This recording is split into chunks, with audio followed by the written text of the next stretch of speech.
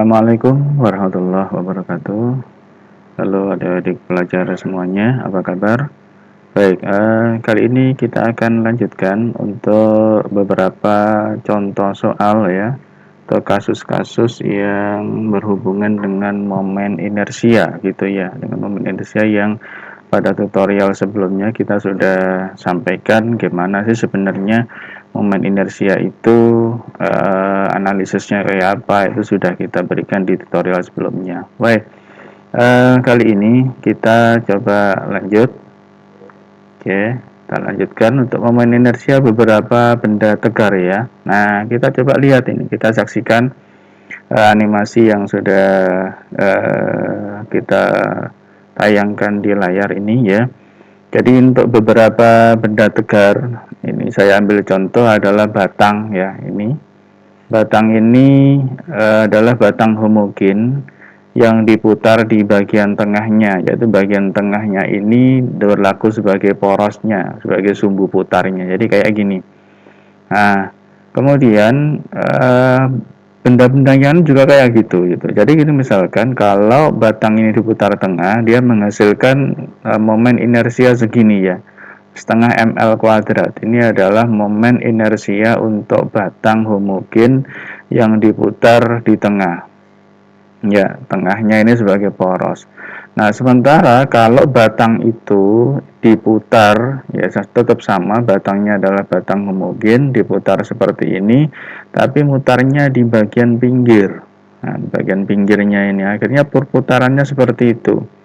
Dia mempunyai momen inersia segini dan begitu seterusnya ya. Ada bola pejal, ada piringan, kemudian bola pejal diputar pada poros di tengahnya, kemudian porosnya di pinggir kayak gitu, menghasilkan momen inersia yang berbeda-beda.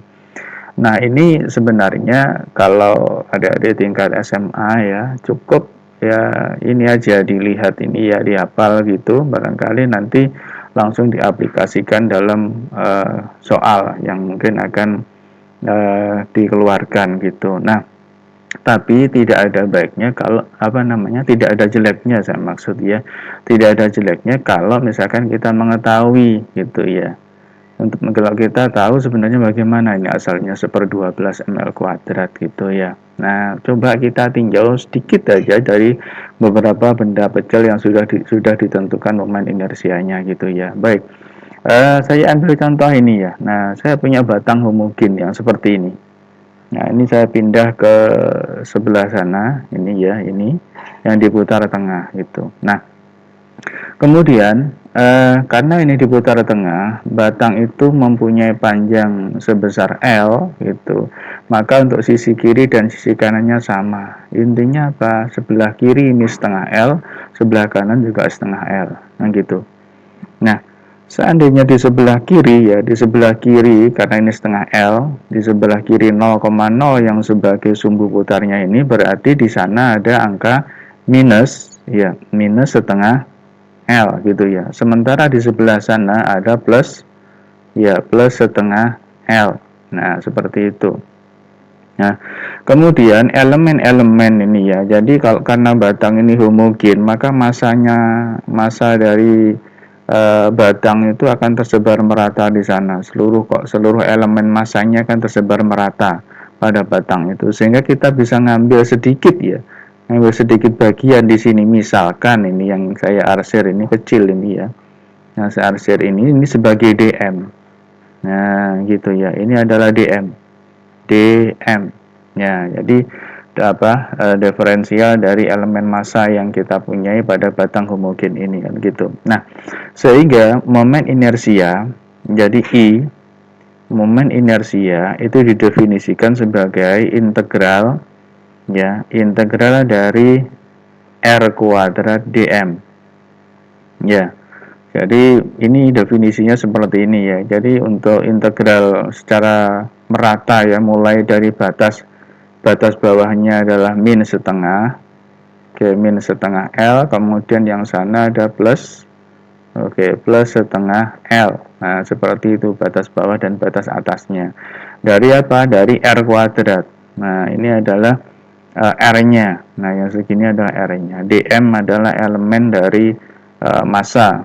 ya, elemen massa yang tersebar merata pada seluruh pada seluruh ini apa batang homogen ini ya, begitu. Nah,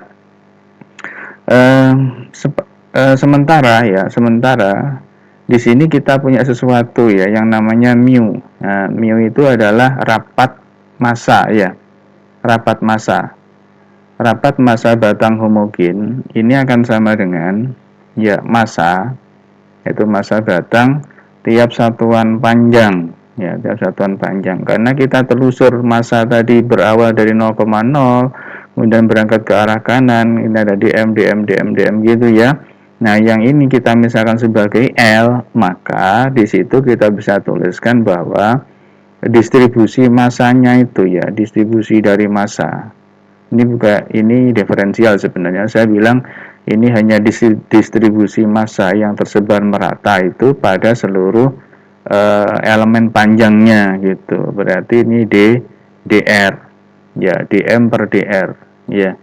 Jadi massanya tersebar merata pada seluruh panjang ya, panjang sebesar R ini ya, sebesar R, karena ini adalah jari-jarinya ketika dia diputar di tengah gitu. Segini R. Oke. Nah, saya begitu kan. Nah, ini adalah R. Nah, kayak gitu. Nah, sehingga kalau kita rubah ini dm ya, dm. Nah, dm-nya jadi gimana? Adalah mu d. Nah, mu dr. Ya, dm-nya adalah mu dr, sehingga untuk rumusan momen inersianya kan sama dengan integral batasnya. Ini nggak usah saya tulis dulu, nanti aja gitu. R kuadrat. Oke, R kuadrat. dm-nya apa? Mu d ya, mu dr. Nah, karena rapat massanya mu, oke ya, mu itu adalah rapat massa. Jadi ini disebut sebagai rapat massa. Rapat massa.